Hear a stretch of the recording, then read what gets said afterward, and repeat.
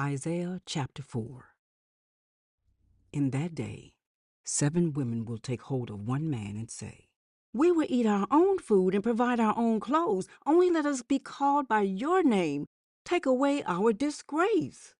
In that day, the branch of the Lord will be beautiful and glorious, and the fruit of the land will be the pride and glory of the survivors in Israel. Those who are left in Zion, who remain in Jerusalem, will be called holy, all who are recorded among the living in Jerusalem. The Lord will wash away the filth of the women of Zion. He will cleanse the bloodstains from Jerusalem by a spirit of judgment and a spirit of fire. Then the Lord will create over all of Mount Zion and over those who assemble there a cloud of smoke by day and a glow of flaming fire by night. Over everything the glory will be a canopy. It will be a shelter and shade from the heat of the day, and a refuge and hiding place from the storm and rain. Isaiah chapter 5. I will sing for the one I love, a song about his vineyard. My loved one had a vineyard on a fertile hillside. He dug it up and cleared it of stones and planted it with the choicest vines. He built a watchtower in it and cut out a winepress as well. Then he looked for a crop of good grapes, but it yielded only bad fruit.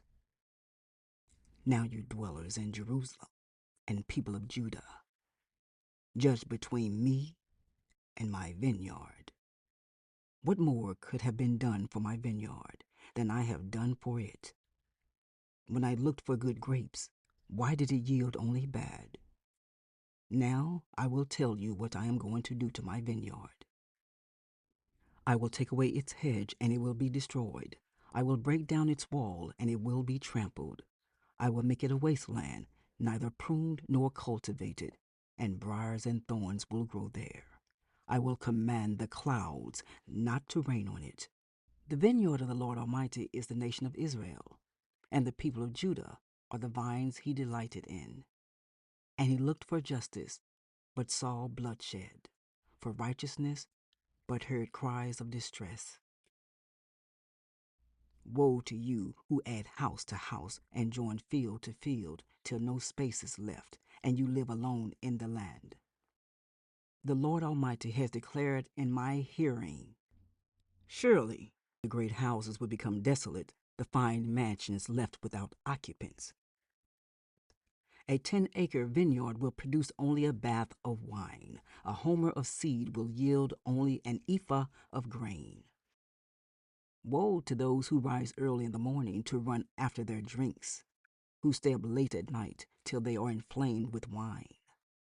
They have harps and lyres at their banquets, pipes and timbrels and wine, but they have no regard for the deeds of the Lord, no respect for the work of his hands.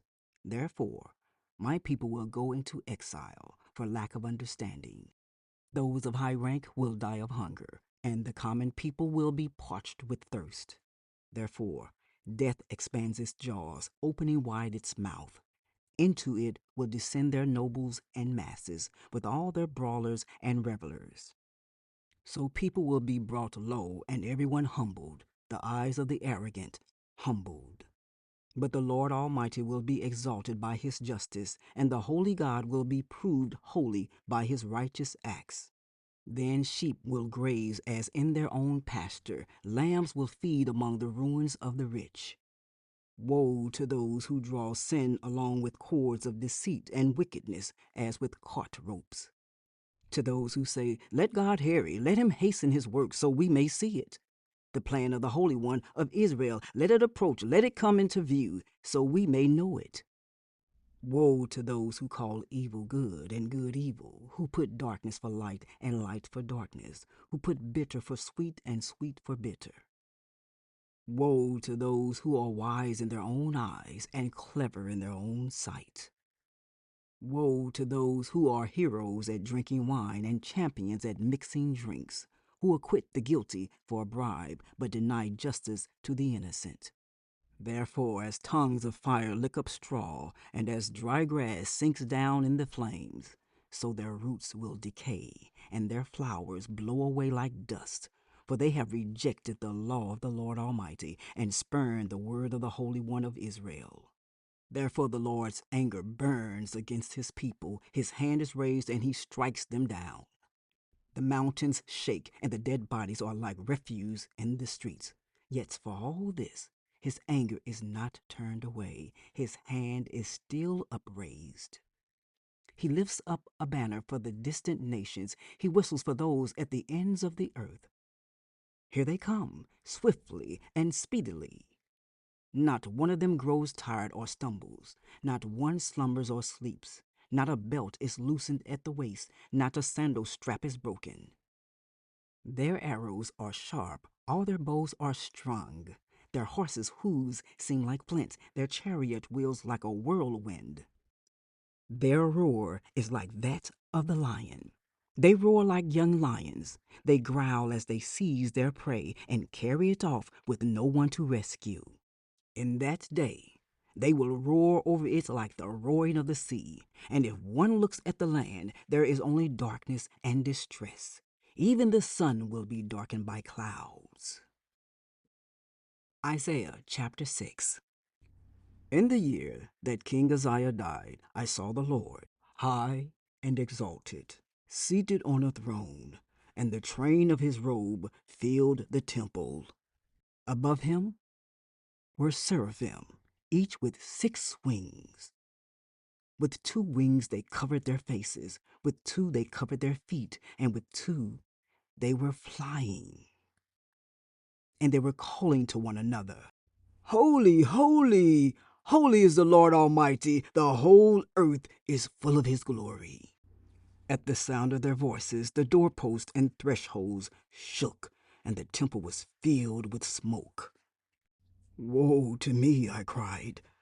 I am ruined, for I am a man of unclean lips, and I live among a people of unclean lips, and my eyes have seen the King, the Lord Almighty.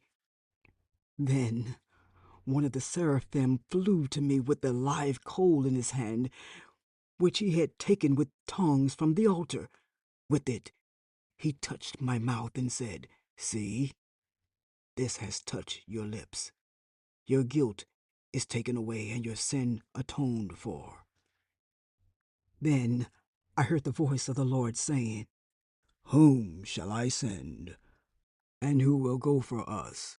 And I said, Here am I, send me. He said, Go and tell this people, be ever hearing, but never understanding, be ever seeing, but never perceiving. Make the heart of this people calloused, make their ears dull and close their eyes. Otherwise, they might see with their eyes, hear with their ears, understand with their hearts, and turn and be healed.